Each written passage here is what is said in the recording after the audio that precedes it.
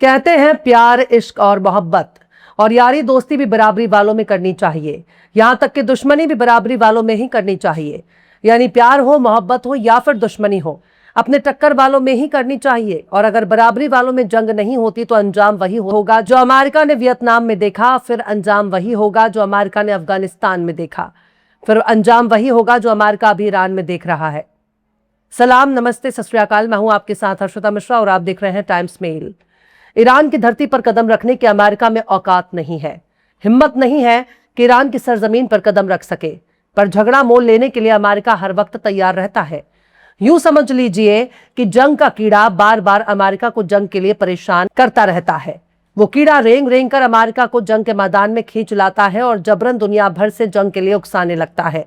पर जिस कीड़े ने अमेरिका को ईरान पर हमले के लिए बेताब किया था, वो जंग वाला कीड़ा अब खत्म हो चुका है। अमेरिका अब धीरे धीरे अपनी नाकामी को छुपाने के लिए एक के बाद एक झूठ बोल रहा है। वो जमाने लग गए जब अमेरिका पर पलटवार करने से पहले किसी भी देश को सोचना पड़ता था, कई दिनों तक सोचना पड़ता था हमला करें या ना करें। वो तो बहुत दूर की बात है, अमेरिका की तरफ उंगली उठाकर बात करने की हिम्मत भी किसी में नहीं थी।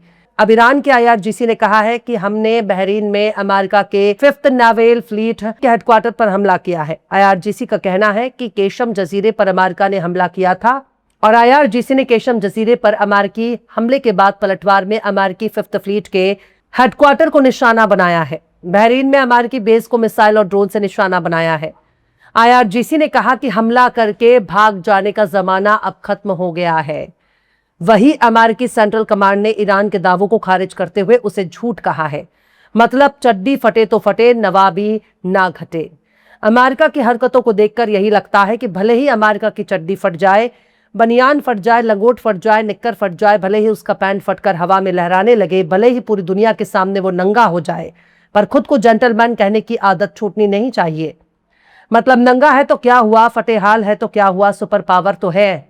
ईरानी मीडिया ने IRGC के हवाले से बताया है कि अमेरिकी फौज ने मंगल और बुध की रात हॉर्मुज के पास एक ईरानी ऑयल टैंकर पर एक प्रोजेक्टाइल से हमला किया, जिससे जहाज के इंजन रूम को नुकसान पहुंचा। इस हमले के बाद IRGC की नेवी ने पनाया नाम के जहाज को मिसाइल से निशाना बनाया। IRGC ने अपने एक और हमले की जानकारी दी, जिसमें साउथ केशम जजीरे में मौजूद IRGC के कम्युनिकेशन टावर को अमेरिका ने निशाना बनाया। इस हमले के पलटवार में भी IRGC ने मिडिल ईस्ट के देशों में से एक के हवाई और हेलीकॉप्टर अड्डे के साथ साथ अमेरिका की 5th फ्लीट के हेडक्वार्टर पर मिसाइल और ड्रोन से हमले किए।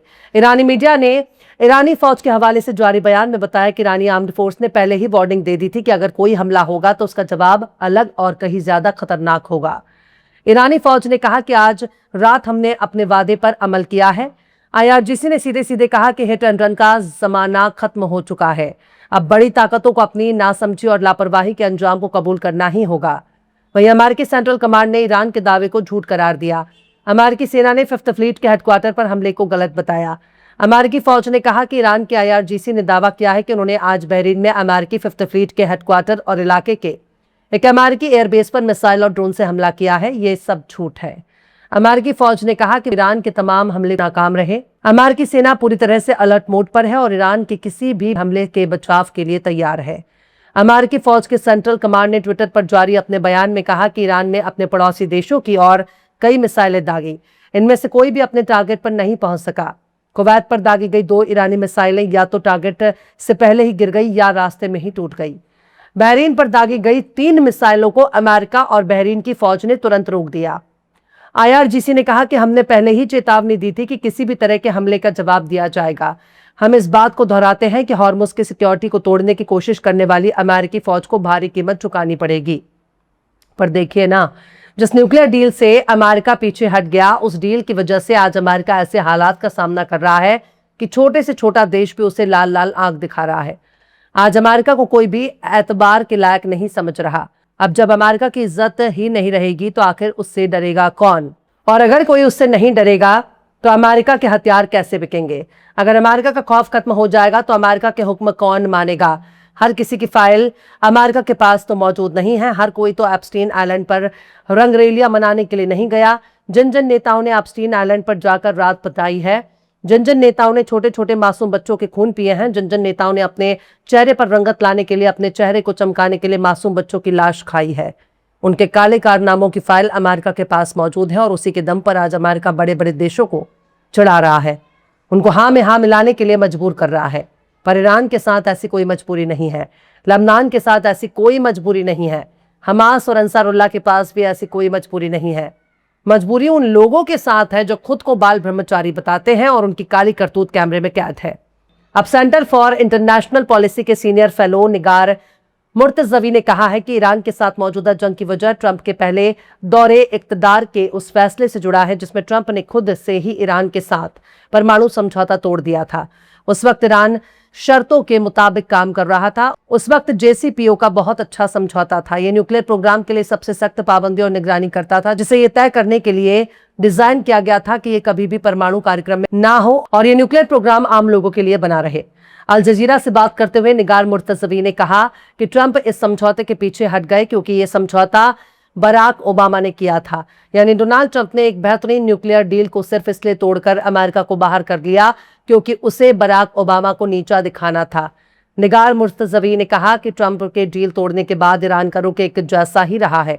वो कहता है कि हमने अमेरिका के साथ समझौता किया था, किसी सदर के साथ समझौता नहीं किया।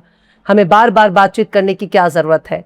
यानी ईरान का सीधे सीधे यही कहना था कि चाहे सदर कोई भी रहा हो, हमने किसी सदर से बातचीत नहीं की थी। समझौता हमने अमेरिका से किया था, ना कि किसी सदर से। हमें बार बार बातचीत की कोई जरूरत ही नहीं है।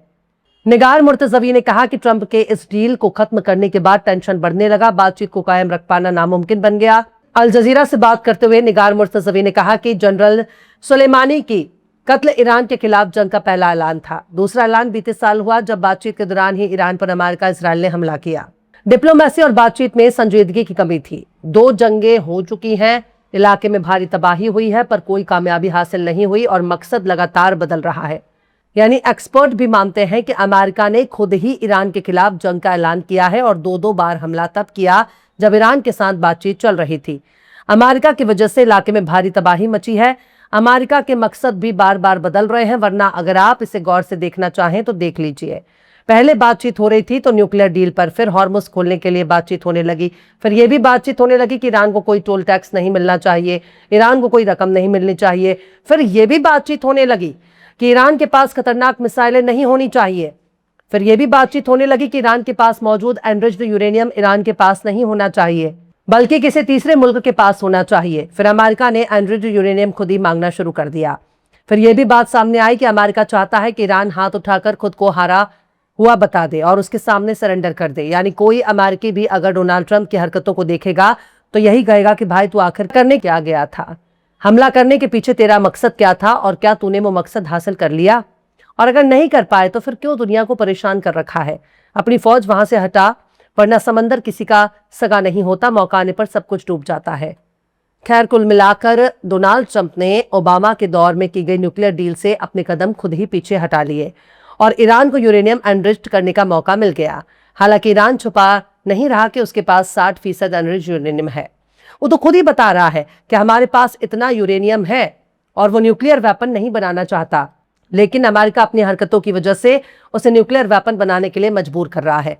और अगर कल को ईरान ने न्यूक्लियर हथियार बना लिए तब अमेरिका और इजराइल कुछ नहीं बिगाड़ पाएंगे। फिलहाल इस खबर में बस इतना ही। यह एपिसोड आपको कैसा लगा कमेंट बॉक्स में जरूर से बताइए। पसंद आए तो लाइक करें, शेयर करें और बेबाक, निष्पक्ष, स्वतंत्र पत्रकारिता को सपोर्ट करने के लिए हमारे चैनल टाइम्स मेल को जरूर से सब्सक्राइब करें। बेल आइकन की घंटी वाली बटन जरूर से दबा दें ताकि आपको हमारे आने वाले नए वीडियो की नोटिफिकेशन फौरन ही मिल जाए। फिर मिलते हैं किसी और वीडियो में एक नई खबर के साथ। हर्षिता मिश्रा को दीजिए इजाजत। जय हिंद। अगर अभी तक आपने हमारे चैनल टाइम्स मेल को सब्सक्राइब नहीं किया है तो जल्दी से सब्सक्राइब कर दें और बेल आइकन भी प्रेस कर दें।